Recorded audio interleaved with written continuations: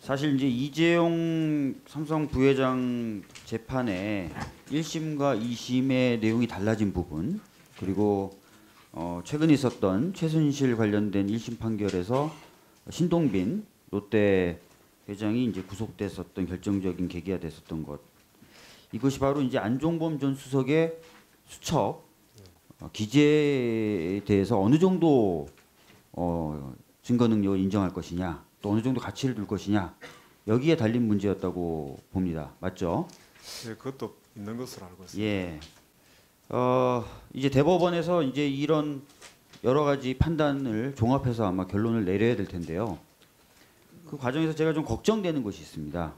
뭐냐면 제가 작년 국감에도 문제 제기를 한 바가 있는데요.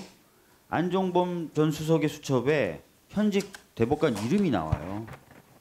CJ 이재현 회장의 사건 관련돼서 권순일 대법관 관련된 이야기들이 나옵니다. 심지어는 권순일 대법관에게 메시지를 넣어라라는 취지의 기재도 적혀져 있습니다. 그래서 저런 기재가 등장하는 안종범 전 수석의 수첩에 대해서 과연 대법관들이 저것이 실제 저런 지시가 있었다고 증명할 만한 증거 능력이 있다라고 볼 것인지,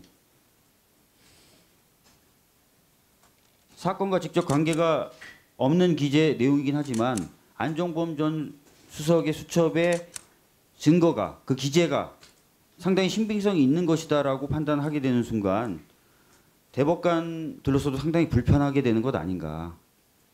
그래서 과연 안종범 전 수석의 수첩에 대해서 투명하게, 공정하게 판단할 수 있을 것인가라는 우려가 든다는 것입니다.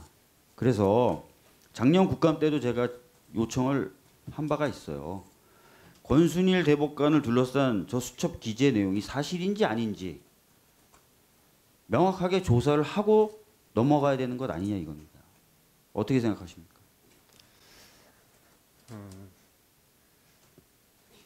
재판에 그 영향을 미치는 그런 거는 있을 수 없고, 또 저는 없다고 믿고 있습니다.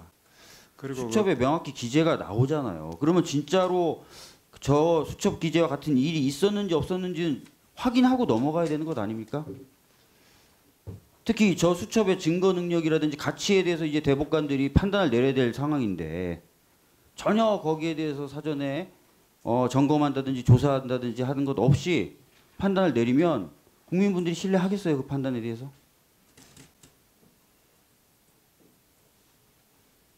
증거 능력 문제하고 이거는 좀 다른 문제라고 생각되고, 증거 능력 문제는 법리적으로 대법원에서 잘 판단할 것으로 생각합니다. 자, 그렇다면 별개의 문제라 하더라도 저 부분에 대해서 한번 점검 안 해보시겠습니까? 단순히 권순일 대법관에게 물어봐서 그런 일 없었다라는 답을 들었다, 그것으로 끝이다. 이게 김소영 전 행정처장의 답변이었는데 그렇게 또 넘어갈 거냐 이거죠.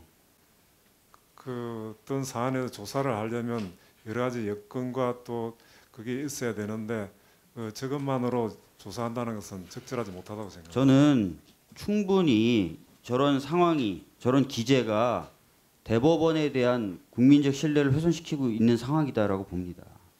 적절한 조치가 있어야 될 거라고 생각합니다.